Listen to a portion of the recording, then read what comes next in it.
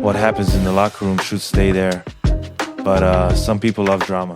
The Los Angeles Lakers organization is caught in a scandal that's rewriting the rule book of NBA power dynamics. Breaking reports from inside sources reveal that a heated confrontation erupted between LeBron James and Luka Doncic inside the team's locker room. The catalyst? Something LeBron never imagined would happen has become reality.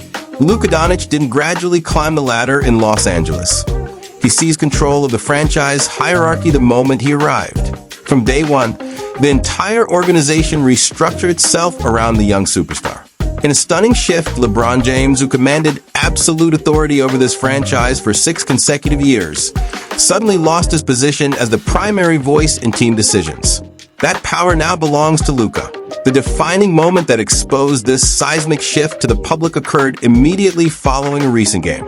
Lakers general manager Rob Pelinka completely bypassed LeBron and instead followed Luka Doncic directly into the tunnel.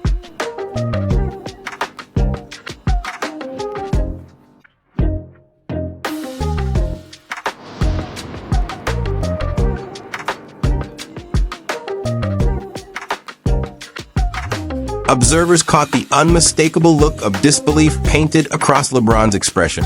The atmosphere surrounding the Lakers franchise has fundamentally transformed. The throne is being stripped away. Luka is orchestrating a complete takeover. And LeBron understands exactly what's happening. Today's report delivers comprehensive coverage spanning from that pivotal tunnel incident straight through to the explosive confrontation that erupted inside the locker room. This situation is unprecedented in modern basketball. Anyone believing LeBron James still controls decision-making within the Lakers organization needs to reconsider that assumption immediately.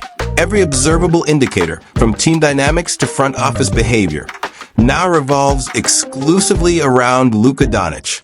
He's become the offensive centerpiece the player teammates instinctively look toward, the recipient of genuine smiles and celebratory interactions, and absolutely the focus of organizational attention that previously belonged solely to LeBron. These aren't baseless allegations or speculation.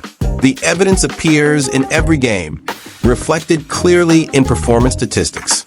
Luka consistently delivers triple-doubles, executes seemingly impossible shots, and somehow elevates the performance of every teammate surrounding him. Meanwhile, LeBron continues contributing at a high level, certainly, but there's undeniable clarity that a new authority has taken command. The signals broadcast loudly for anyone paying proper attention. League insiders confirm the front office has already begun constructing decade-long strategic plans centered entirely around Luka. The Lakers social media team disproportionately showcases Luka's highlight plays, his on-court celebrations, and his microphone-captured moments, while LeBron's featured content has noticeably diminished compared to previous seasons. Even NBA legends, icons LeBron himself studied and admired throughout his development, now discuss Luka as though he represents the future standard-bearer of professional basketball. The remarkable aspect? All of this unfolds while LeBron James remains actively rostered. He always understood Luka represented the franchise's future. What he never anticipated was how rapidly, how publicly, and how completely the organization would execute this transition. Make no mistake, Luka isn't simply another talented player wearing a Lakers uniform. He's the catalyst driving organizational evolution, the foundation for long-term franchise planning, and the reason LeBron James, for the first time throughout his entire professional career, genuinely feels marginalized, particularly striking given his historical pattern of absolute team control.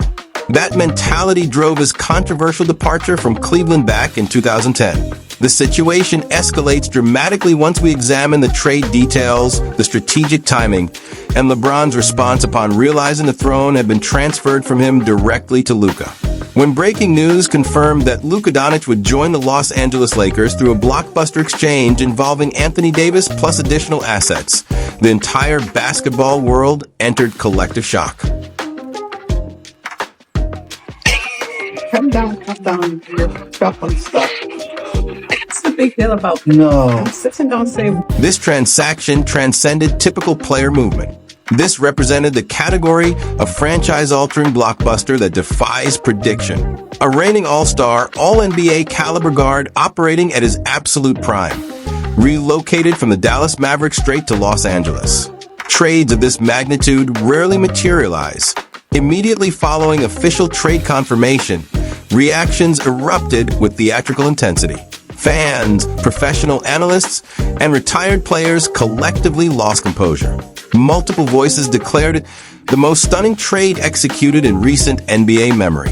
Luka himself acknowledged the surreal nature of the moment.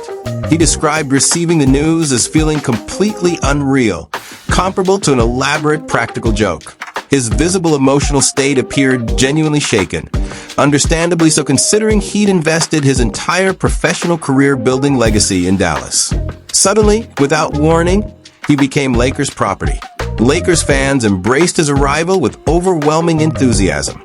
The reception suggested they'd been anticipating their franchise savior. Then Luka made his entrance. A little sad about losing AD, but we got in his prime Luka, right? So we're set for the next 10, 15 years. What you think of the trade with Luka Doncic? Great. By the time he appeared at the Lakers' official press conference, the organizational message projected with absolute clarity. The front office, spearheaded by General Manager Rob Pelinka, made zero attempt to conceal their excitement. Pelinka discussed Luka as the fundamental cornerstone of the franchise's upcoming era, clearly signaling the Lakers had committed to a comprehensive long-term restructuring built around him, particularly revealing when considering the timing, which amplified the chaotic nature of everything. Coinciding with the trade announcement, LeBron was managing a left calf and foot injury, the type forcing him to miss games at the season's opening. That marked the first occurrence of such absence in literal decades. That injury, label it unfortunate timing, label it poetic irony, meant LeBron couldn't immediately assert himself for a franchise suddenly investing everything in a new superstar. Perfect timing indeed. When interviews commenced, LeBron's response revealed everything observers needed to know. He admitted initially believing the trade was fabricated. He stated disbelief regarding Anthony Davis's departure. He explained it didn't register as reality until witnessing Luka suited up in Lakers gear. On camera, his messaging appeared clear that he harbored no objections to Luka joining the roster. I was out with my family at dinner and I got the news, and the first time I heard it, I thought it was for sure fake. Thought it was a hoax. People messing around, whatever. Actually, he welcomed the concept of partnering with an elite talent on offense. What he failed to anticipate was the velocity at which everyone would pivot away from him toward Luka. Just like that, the foundation was established. A trade initially designed to disrupt Dallas transformed into a complete reset for Los Angeles. The league spotlight redirected. The fan base erupted. The front office pivoted strategically. And LeBron, the individual who once defined Lakers basketball, suddenly found himself playing for an organization openly signaling he no longer occupied the top position. This is where circumstances escalate into genuine chaos. Because once Luka Doncic landed with the Lakers, this wasn't simply a jersey exchange. It felt as though someone had completely inverted the entire locker room dynamic. Several weeks following the trade, rumors began circulating intensely, and insider information revealed the atmosphere in Los Angeles had fundamentally shifted. One of the most prominent voices reporting this development was Jovan Buha, the established Lakers beat reporter. He mentioned that genuine concern exists within the organization that frustration and uncertainty are infiltrating team culture, and certain players plus staff members no longer understand the team's identity. To comprehend how significantly this impacted LeBron, understanding his historical context becomes essential. LeBron has consistently controlled decision-making across every franchise he's represented. His entire professional career is centered on maintaining complete control over his basketball environment. That pattern held true until Luka arrived. Consider Cleveland as the primary example. During his initial tenure with the Cavaliers, he expressed frustration claiming team management couldn't construct a championship contender around his talents. When he returned in 2014, everything transformed. The team acquired Kevin Love specifically because LeBron demanded the transaction. Even coaching positions weren't protected from his influence. David Blatt was terminated mid-season during 2015-16 despite leading the Eastern Conference, and LeBron's preferred assistant, Tyronn Lue, received the promotion. He even utilized 1+1 contract structures to maintain leverage and pressure the front office into executing win-now roster moves. Now in Los Angeles, the nickname Le GM didn't originate from nowhere. He pushed aggressively for the Anthony Davis acquisition, publicly demanded roster improvements, and even exerted influence over the Lakers' decision to draft his son, Bronny. Correct, the young player's pathway to the NBA wasn't exactly unaffected by paternal influence. LeBron has consistently operated by controlling narratives and roster construction. But this situation delivered massive shock because Lakers management didn't merely ignore him once Luka arrived. They began treating Luka with the exact preferential approach LeBron received when he held the number 1 position. The priority meetings, organizational attention, differential body language, all of it shifted directly to Luka practically overnight. Actually, circumstances escalated so dramatically that reports emerged claiming LeBron confronted Luka regarding who genuinely runs the franchise. This argument nearly escalated into physical confrontation, and teammates were forced to choose allegiances. They attempted concealing it effectively until during a recent game, immediately following a timeout, LeBron shook another person's hand but deliberately ignored Luka, leaving him hanging.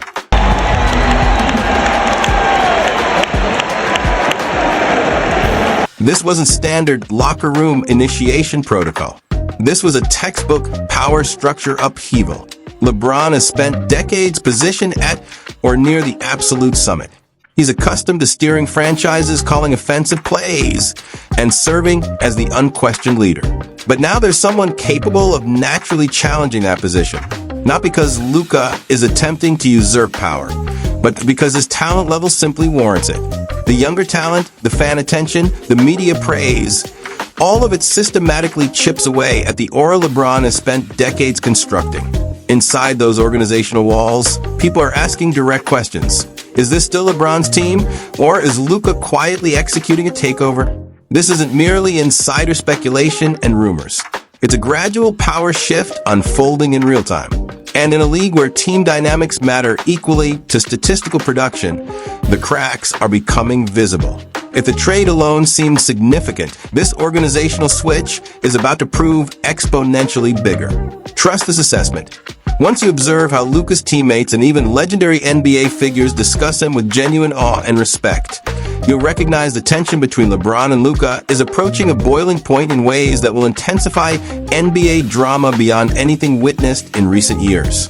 The situation couldn't be scripted more perfectly if someone deliberately tried.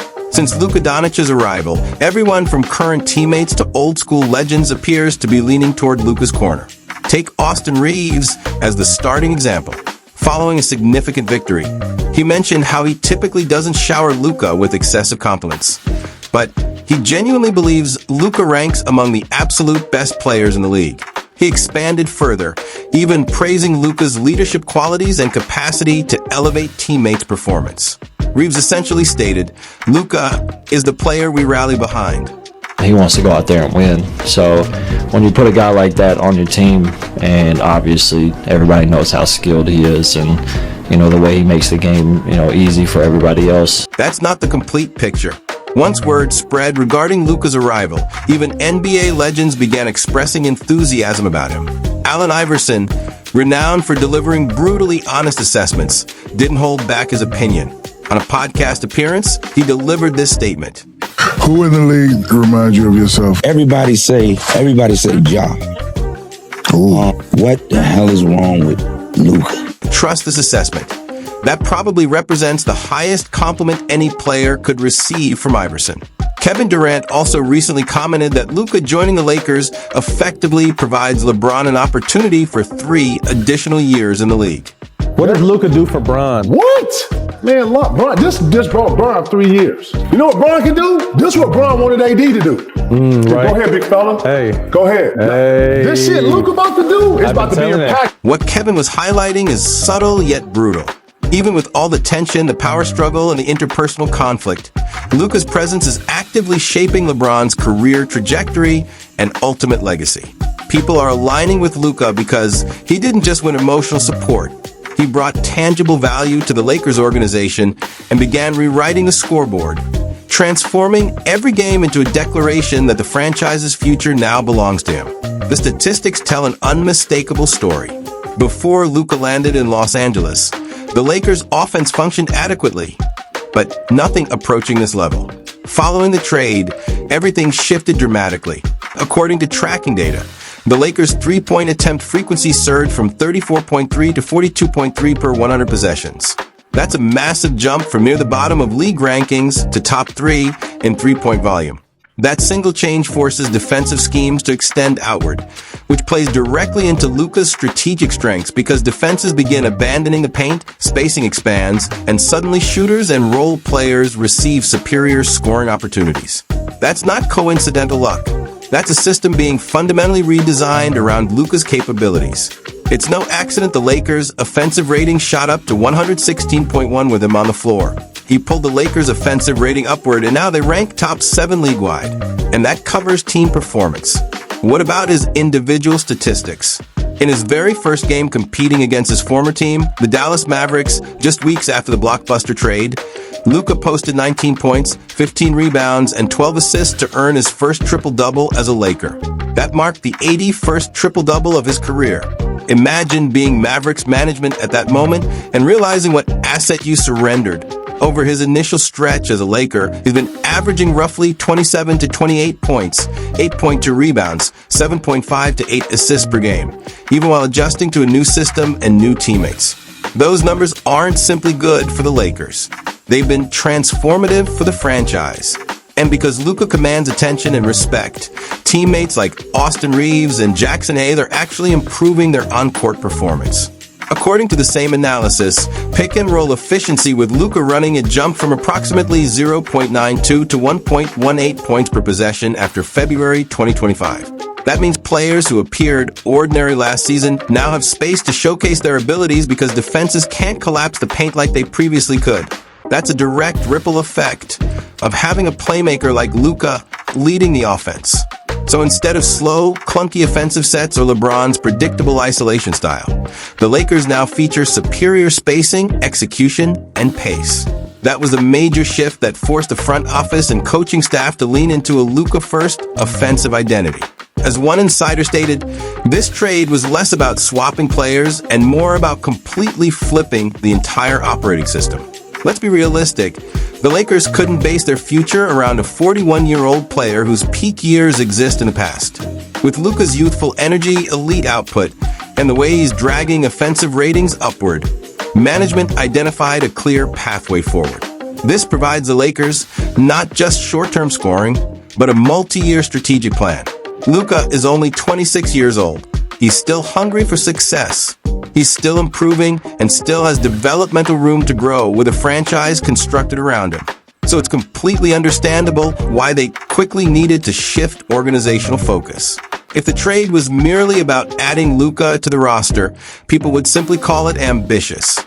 But what it transformed into was a complete reboot of the Lakers' identity. And in this assessment, the Lakers aren't just playing games this season. They're constructing a new legacy, one that doesn't require LeBron to carry it. Because with Luka at the controls, the engine is operating perfectly. And right now, when you position Luka Doncic side by side with LeBron James, the numbers make crystal clear who is superior right now. Let's start with usage rate. Luka is commanding 33.8% of the Lakers' offense this season.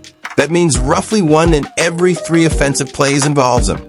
Meanwhile, LeBron's usage has dipped to approximately 28.8%, meaning the offense isn't leaning on him as heavily as it previously did. The ball is moving through Luka, and it's moving efficiently. Luka is averaging 28.2 points per game, grabbing 8.1 rebounds and dishing out 7.5 assists in 35 minutes per game. LeBron is at 24.4 points, 7.8 rebounds, and 8.2 assists in roughly the same minutes. Luka also maintains an elite true shooting percentage while taking on heavy minutes and defensive attention. LeBron simply can't sustain that same output level. And here's where circumstances get genuinely interesting, because it's not just what Luka is accomplishing on the court, it's also what's happening behind closed doors. The Lakers front office is transmitting an even louder message, and trust this, it's clear as daylight. Remember that tunnel moment we witnessed earlier? how LeBron and Luka walked in after the game, and Rob Pelinka didn't follow LeBron, but instead followed Luka. You don't need a degree in body language analysis to understand that interaction. That's symbolic power. That's the general manager stating without words, "This is our franchise player now." LeBron is gradually fading out, and he knows it. And you may be asking yourself, why does Pelinka walking with Luka matter so significantly? Well, it's because the Lakers aren't subtle when they select a chosen franchise star. Look at organizational history. Magic Johnson, Shaquille O'Neal, Kobe Bryant. Once the front office decided who was the centerpiece, everything shifted, from marketing campaigns to roster construction, media narratives, and even season ticket promotions. The franchise bends around its chosen one. And right now, Luka is that player. The proof is everywhere observable. Luka is reportedly meeting with Pelinka more frequently than any other player, discussing rotations, roster moves, and long-term strategy. Marketing campaigns have quietly started favoring Luka. Season ticket promotions and social media campaigns are subtly highlighting him as the face of the franchise. The news coming from insiders confirms that the Lakers are now operating in a post-LeBron era and management is planning accordingly. Pelinka even stated in interviews that the Lakers are building around Luka for the next decade.